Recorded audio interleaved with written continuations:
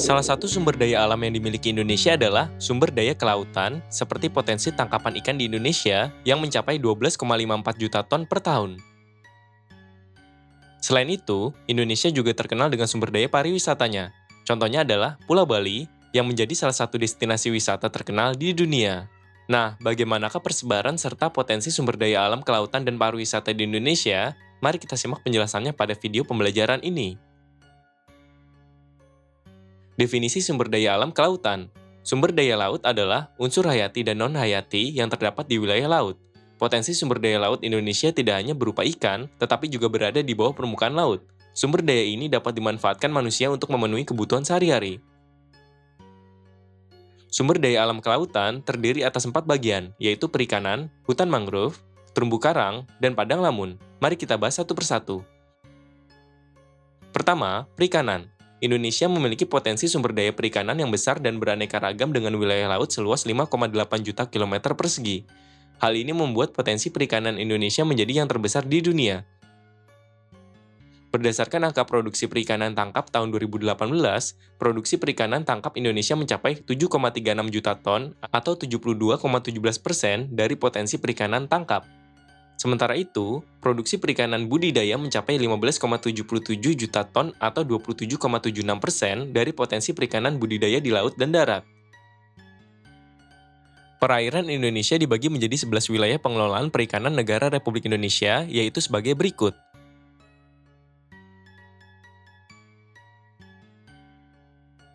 Kedua, hutan mangrove. Hutan mangrove adalah hutan khas yang hidup di sepanjang pantai estuari di daerah tropis yang dipengaruhi oleh pasang surut air laut. Pantai estuari adalah perairan muara sungai semi tertutup yang berhubungan bebas dengan laut. Sebagai potensi sumber daya laut Indonesia, hutan mangrove memiliki dua fungsi, yaitu fungsi ekologis dan fungsi ekonomis. Fungsi ekologis hutan mangrove adalah sebagai habitat atau tempat hidup binatang laut untuk berlindung, mencari makan, dan berkembang biak. Selain itu, hutan mangrove juga berperan melindungi pantai dari abrasi air laut. Fungsi ekonomis hutan mangrove adalah nilai ekonomis dari kayu pepohonan dan makhluk hidup di dalamnya yang dapat dimanfaatkan sebagai bahan bakar, bahan pembuatan arang, ataupun bahan makanan untuk memenuhi kebutuhan hidup seperti hasil tangkapan. Contoh hewan yang tinggal di hutan mangrove adalah ikan bandeng, kepiting bakau, dan udang windu. Berdasarkan Kementerian Kelautan dan Perikanan atau KKP, luas hutan mangrove Indonesia mencapai 3,36 juta hektar yang membentang hampir di setiap pulau di Indonesia, mulai dari Pulau Sumatera, Jawa, Kalimantan, Sulawesi, Maluku, Nusa Tenggara, hingga Papua.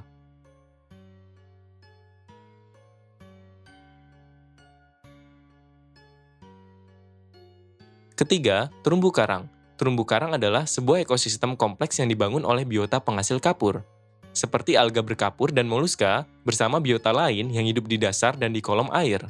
Terumbu karang terbentuk dari proses pelekatan biota-biota karang ke substrat dasar perairan, pembentukan kerangka kapur, segmentasi, degradasi, erosi, dan akresi yang terjadi secara berulang-ulang dalam jangka waktu yang panjang. Terumbu karang memiliki karakteristik yang unik sehingga menawarkan keindahan bentang alam di dasar laut yang dapat dimanfaatkan sebagai objek wisata. Terumbu karang juga berperan sebagai habitat hewan-hewan laut seperti siput, kerang, bulu babi, anemon laut, teripang, dan bintang laut. Selain itu, terumbu karang juga bermanfaat untuk melindungi pantai dari erosi akibat gelombang laut atau abrasi. Artinya, terumbu karang berperan sebagai penghalang yang mengurangi energi ombak sebelum sampai ke pantai. Meskipun terumbu karang dapat dijumpai di hampir setiap pulau di Indonesia, pada tahun 2021, terumbu karang paling banyak tersebar di Pulau Sulawesi dengan luas 894.077 hektar. Keempat, padang lamun. Lamun adalah tumbuhan berbunga atau Angiospermae yang mampu hidup di kondisi lingkungan yang terendam air dengan salinitas tinggi seperti air laut.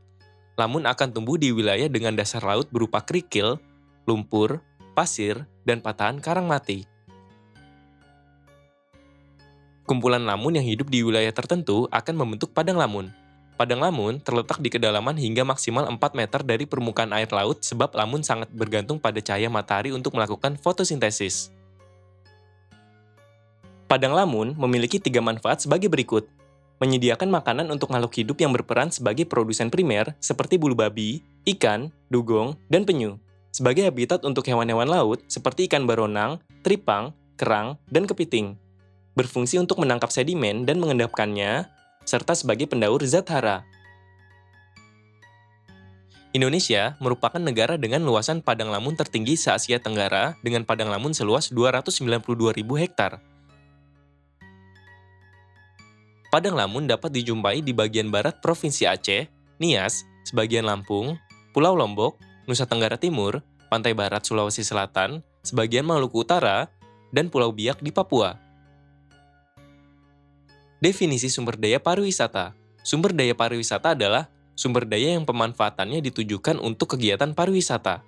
Berdasarkan Undang-Undang Nomor 10 Tahun 2009 tentang Kepariwisataan, pariwisata adalah berbagai macam kegiatan wisata yang didukung berbagai fasilitas serta pelayanan yang disediakan oleh masyarakat, pengusaha, pemerintah, dan pemerintah daerah.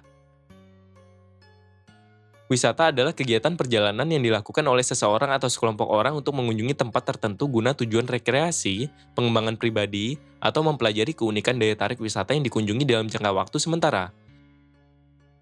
Sementara itu, daya tarik wisata adalah segala sesuatu yang memiliki keunikan, keindahan, serta nilai berupa keanekaragaman kekayaan alam, budaya, dan hasil buatan manusia yang menjadi sasaran atau tujuan kunjungan wisatawan. Potensi sumber daya alam pariwisata di Indonesia dapat dibedakan menjadi 3, yaitu wisata alam, wisata budaya, dan wisata buatan. Pertama, wisata alam. Wisata alam adalah bentuk kegiatan rekreasi dan pariwisata yang memanfaatkan potensi sumber daya alam, baik dalam keadaan alami maupun setelah dibudidayakan. Wisata alam memanfaatkan daya tarik berupa keanekaragaman dan keunikan lingkungan alam, baik di wilayah laut maupun di wilayah daratan. Wisata alam mencakup wisata bahari, ekowisata, dan wisata petualangan. Wisata bahari. Wisata bahari adalah seluruh kegiatan yang bersifat rekreatif di media kelautan atau bahari yang meliputi daerah pantai, pulau-pulau, dan kawasan lautan. Sebagai negara kepulauan, Indonesia memiliki garis pantai yang panjang hingga mencapai 80.000 km dan luas laut mencapai 3,1 juta km persegi. Artinya, Indonesia memiliki potensi yang besar dalam wisata bahari. Contoh wisata bahari adalah wisata bahari di Kepulauan Banda, Maluku Tengah, yang memiliki daya tarik wisata berupa 300 jenis spesies karang, aneka jenis ikan, terutama cakalang, dan kerang mutiara. Kepulauan Banda memiliki 25 titik penyelaman, antara lain Pulau Hatta yang memungkinkan wisatawan dapat melihat hiu martil dan Pulau Ai yang memiliki gua bawah laut. Wisata ekologi atau ekowisata. Menurut International Ecotourism Society, ekowisata adalah kegiatan wisata yang dilakukan dengan memperhatikan tanggung jawab terhadap alam, manusia, dan lingkungan sekitar. Artinya, ekowisata merupakan wisata yang sangat memperhatikan konservasi alam, memberdayakan ekonomi masyarakat di sekitar lokasi, serta menghormati kepercayaan masyarakat dan pendidikan lingkungan. Contoh ekowisata adalah Tangkahan Ekoturism di kawasan Taman Nasional Gulung Lesur, Sumatera Utara, yang berfungsi sebagai tempat konservasi gajah. Wisatawan dapat berinteraksi dan memandikan gajah, kemudian mereka mengelilingi tempat wisata dengan menaiki gajah. Ekowisata Tangkahan ini dibuka untuk menjembatani konservasi alam dan pemenuhan ekonomi. Dahulu, banyak terjadi pembalakan liar karena masyarakat di sekitarnya membutuhkan sumber pendapatan. Wisata petualangan. Wisata petualangan adalah wisata yang memiliki daya tarik berupa kekayaan alam yang mengandung risiko sehingga diperlukan keterampilan khusus dan tenaga fisik. Contoh wisata petualangan adalah wisata susur Gua Pindul di Gunung Kidul, Jawa Tengah. Pada wisata susur gua, wisatawan menyusuri gua dengan ban yang dihanyutkan di sungai yang mengalir di dalam gua. Contoh lainnya adalah wisata petualangan arung jeram di Sungai Elo, Magelang, Jawa Tengah. Kedua, wisata budaya. Wisata budaya adalah perjalanan yang dilakukan untuk memperluas pandangan hidup dengan cara mengunjungi tempat lain guna mempelajari kebiasaan, adat istiadat, cara hidup, kebudayaan, dan seni dari penduduk di suatu wilayah. Wisata budaya diantaranya mencakup warisan budaya dan sejarah, wisata belanja, wisata kuliner, kota wisata, serta desa wisata. Contoh wisata budaya adalah wisata ke Candi Borobudur di Magelang, Jawa Tengah, yang merupakan situs Candi Buddha terbesar di dunia. Hal ini menjadikan Candi Borobudur sebagai salah satu wisata budaya yang sangat menarik. Ketiga, wisata buatan. Wisata buatan adalah kegiatan rekreasi dan pariwisata dengan memanfaatkan objek wisata yang sangat dipengaruhi oleh upaya dan aktivitas manusia. Daya tarik wisata buatan merupakan kreasi artifisial dan kegiatan manusia lainnya. Contoh wisata buatan adalah meeting, incentive, convention, and exhibition, atau pertemuan, insentif, konvensi, dan pameran serta wisata olahraga. Wisata MICE. Wisata MICE adalah jenis kegiatan yang dilakukan suatu kelompok besar dengan tujuan tertentu. MICE terdiri atas rangkaian acara dan aktivitas dengan melibatkan peserta yang memiliki kepentingan yang sama yang berkumpul di suatu tempat. Wisata MICE tersebar di kota-kota besar di Indonesia, seperti Jakarta, Denpasar, Jambi, Jayapura, Ujung Pandang, Medan, Manado, Surabaya, Batam, Yogyakarta, Padang, dan Palembang. Contohnya adalah penyelenggaraan World Flower Council Summit pada tahun 2019 di Nusa Dua, Bali, yang dihadiri oleh 200 delegasi mancanegara dan 100 delegasi Indonesia. Wisata olahraga. Wisata olahraga adalah jenis kegiatan wisata dengan tujuan untuk berolahraga. Wisata olahraga dapat dilakukan di berbagai macam bentang lahan, seperti pegunungan, pantai, hingga perkotaan.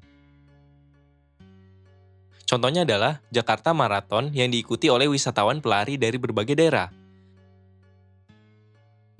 Berdasarkan peraturan pemerintah nomor 50 tahun 2011 tentang Rencana Induk Pembangunan Kepariwisataan tahun 2010 hingga 2025, pembangunan destinasi pariwisata nasional mencakup 3 hal sebagai berikut.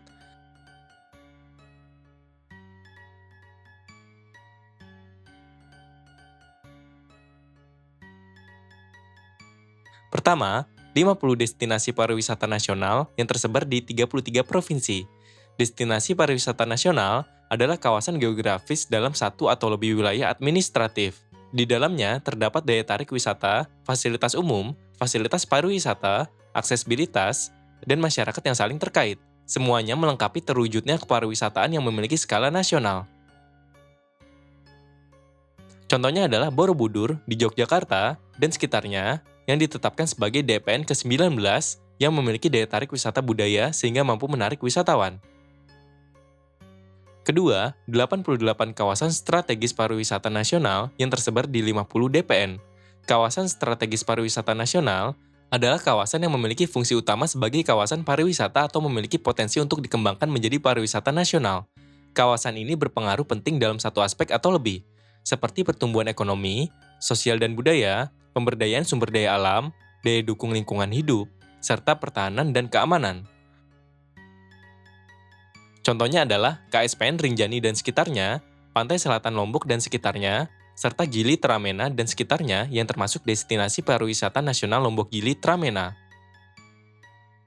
Ketiga, 222 pengembangan pariwisata nasional yang tersebar di 88 KSPN dan 50 DPN. Kawasan pengembangan pariwisata nasional adalah suatu ruang pariwisata yang mencakup luasan area tertentu sebagai suatu kawasan. Kawasan ini memiliki komponen kepariwisataan serta memiliki karakter atau tema produk wisata tertentu yang dominan dan melekat kuat sebagai komponen pencitraan kawasan tersebut. Contohnya adalah KPPN Wakatobi, Sulawesi Tenggara dengan keindahan alam bawah laut yang terdiri atas berbagai jenis ikan dan terumbu karang. Indonesia memiliki potensi sumber daya alam kelautan dan pariwisata yang tersebar di berbagai wilayah. Sumber daya alam kelautan merupakan segala sesuatu yang berasal dari laut dan berhubungan dengan laut yang dapat dimanfaatkan untuk memenuhi kebutuhan manusia sehari-hari. Potensi dan persebaran sumber daya alam kelautan terdiri atas perikanan, hutan mangrove, terumbu karang, dan padang lamun. Sumber daya alam pariwisata merupakan sumber daya alam yang pemanfaatannya ditujukan untuk kegiatan pariwisata. Potensi sumber daya alam pariwisata di Indonesia dapat dibedakan menjadi wisata alam, wisata budaya, dan wisata buatan.